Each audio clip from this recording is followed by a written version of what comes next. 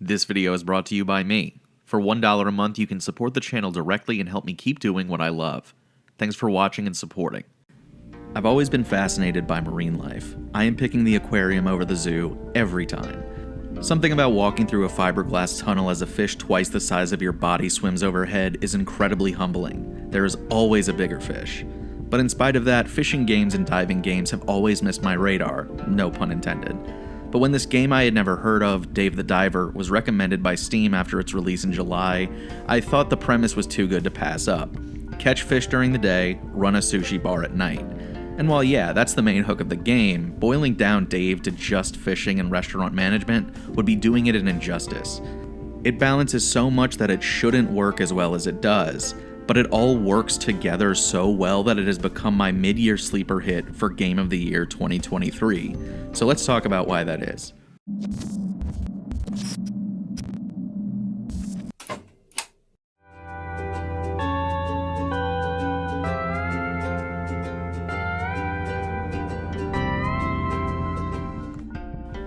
When people have seen my playtime rise on Steam and ask what Dave the Diver is, I describe it as the most complex, relaxing game I have ever played. I felt zen when I played it, but the mechanics never felt simple. Somehow this game combines Diner Dash, Stardew Valley, Pokemon, resource management, and photography into a single package while making all of these things so approachable that anyone can dive right in. And then when you add a dash of environmental conservation, it really becomes a great game with a great message. Dave is a chill dude who enjoys relaxing on the beach when one day his friend Cobra calls him with a new gig. A body of water named the Blue Hole has been exhibiting strange behavior. As earthquakes hit the area, the makeup of the water changes, affecting the ecology and structure of the underwater rock formations. And where there is weirdness, there is money to be made from tourists coming to see it. So Cobra asked Dave to come work for him and help him run a sushi restaurant right near the water. Dave can supply the fish using his extensive diving skills and get a cut of the money. So here we have the premise I mentioned that got me to give the game a try, but we're not done here by a long shot. Theoretically, if the game was 60 minutes long, 50 of those minutes are spent diving and fishing. Most of the game is exploring the Blue Hole, and the underwater gameplay is great. The RPG elements of the game are mostly dedicated to upgrading Dave's diving equipment, allowing you to spend more time in the water and diving deeper into the depths. There are a few main components to Dave's gear. His oxygen tank doubles as both a life meter, as well as a ticking clock of how long you have underwater before needing to resurface. It isn't a hard limit though, as there are plenty of oxygen tanks to pick up, or stations to refill your oxygen. You're definitely screwed though if you come across a shark that murks you. His suit is insulated to allow him to reach certain depths, and with upgrades you can travel deeper and deeper. Dave's diving pack lets him carry fish meat and materials that he finds underwater, and you can build it up to allow him to carry more and more. If you go over the limit, he will get slower and consume more oxygen, and if you really go overboard, you won't be able to pick up anything else without sacrificing something else in the pack. Exploring uncharted waters would be difficult without any sort of weapons keeping you safe, and luckily Dave has many. He has a diving knife that is used for melee and breaking down raw materials into collectible bits. He has a harpoon that gets stronger and stronger the more money you dump into it, and you have a secondary weapon that is like an underwater gun of many varieties. Rifles, shotguns, snipers, etc., they're all represented. Beneath the waves, Dave can pick up temporary upgrades for his weaponry that either change their power, elemental type, or both. Each elemental type of harpoon has a different quicktime event you have to use to stun or capture fish, and you'll get familiar pretty quickly with what you need to do.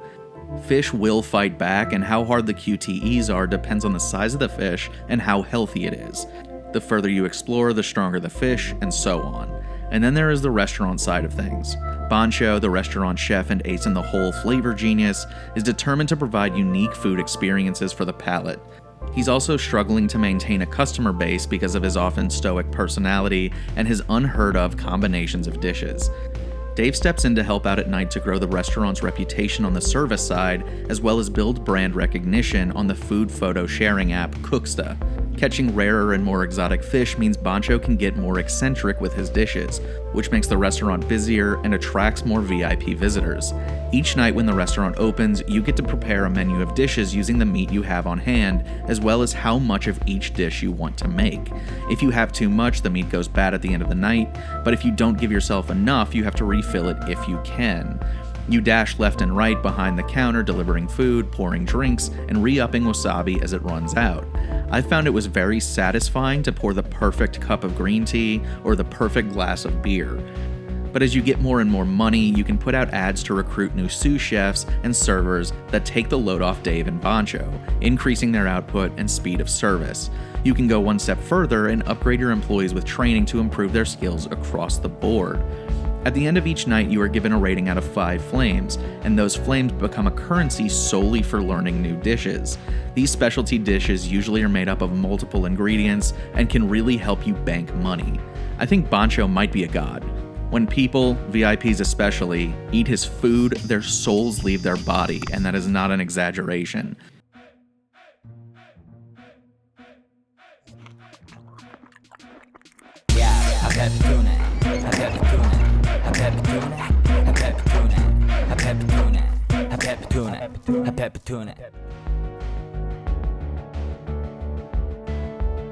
But it is good to see that the anarchist carrot from Pajama Sam found some friends.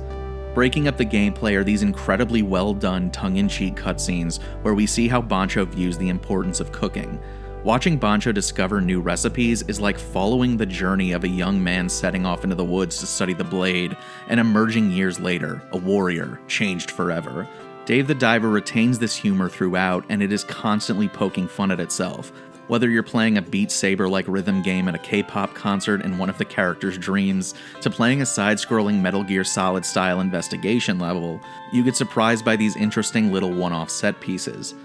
Along your career as a fisher waiter, you meet an excitingly funny cast of characters.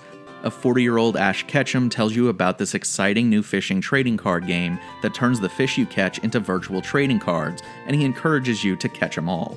A farmer named Otto, who was a former diver until he took an arrow to the knee, yes, canonically, is forced to survive years on an island before finding his way to the Blue Hole. He eventually sets up a farm behind the restaurant to grow foods like rice and various vegetables that can go into the more complex dishes at Bancho's. Here is where the farming elements come in. At first you only have a rice plot, but it expands into different spaces to grow whatever you want. It's pretty simple and fast. Otto grows the rice for you whenever he can, and you only have to water the veggies here and there to grow them. It's very easy, but it does let you decide what recipes need to be a priority. In fact, this game is constantly throwing new goals at you to keep things interesting, meaning you'll aim to do something else each time you dive into the water. A biology student introduces Dave to a marine research app that trades perks for checking off goals. Sometimes you need to gather seashells and starfish for examination. Other times you can help maintain the underwater ecosystem by trimming out invasive species of fish and plants. So while you're revisiting the same areas multiple times, there's always something new to focus on. But for as fun as the game is, it still has a message that's subtle. The earthquakes are getting out of hand at the Blue Hole, becoming more destructive and intense. While diving, Dave discovers ancient artifacts and ruins of an underwater civilization, and after some aversion from Dr. Bacon, Dave sets off to explore the source of the tremors. Meanwhile, a corporate group under the guise of a conservationist organization called Sea Blue harasses the locals while farming all the resources in the area for their own gain. Their actions and excess start changing the balance of the fish below the sea. You do encounter boss fights with some of the wilder sea creatures as you're diving, but you can't get mad at them. You're encroaching on their territory and they're just being themselves, doing what time has taught them to do when they're on the defense. Also, they're a lot of fun. What I do find interesting is that the game proposes a more middle ground view for conservation. Take what you need, nothing more. Most of the game you are fishing, and it's not a cutesy kind of fishing either. The fish bleed and either run or fight back depending on their size or breed. It's a bit jarring at first, but that's reality.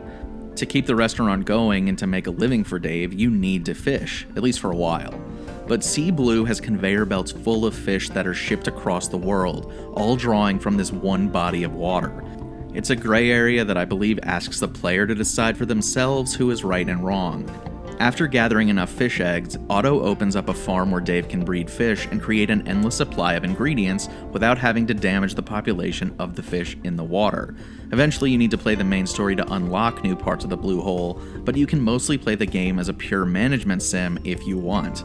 Finding new fish to collect and discovering new recipes with the materials I gathered is what really kept me engaged. I was hooked on that stuff. But to call Dave the Diver just a diving and restaurant management sim is to ignore what gives it a lot of its charm. The game has systems on top of systems, but it never forces you to do anything until you're ready, making it accessible. Allowing you to dip your toes into the water at your own pace makes the amount of stuff you can do feel far less intimidating because you can take little bites as you feel the need to expand. When I say Dave the Diver might be my sleeper pick for Game of the Year, I really mean it. This game is truly something special, and I'm so glad I gave it a chance. And what is funny is even after the credits rolled, there was still so much to do. I still had handfuls of fish to add to my Pokedex, and VIPs kept showing up at Boncho's ready to be blown away. Not to mention, parties of people who wanted specific dishes were always rolling to the hole, so I can see more of my time chipping away at all this stuff for a very long time. So Dave the Diver, have you played it? What did you think? Leave a comment about it, like the video and subscribe and hit the bell for more videos, and check out my Patreon if you want to support the channel directly. I want to thank my patrons, Andrews Donahoe and Elmore, Kaylee, Benjamin, BBF in Bloxburg, H. Roger, Just Jessica, Kudo716, and Ted Z.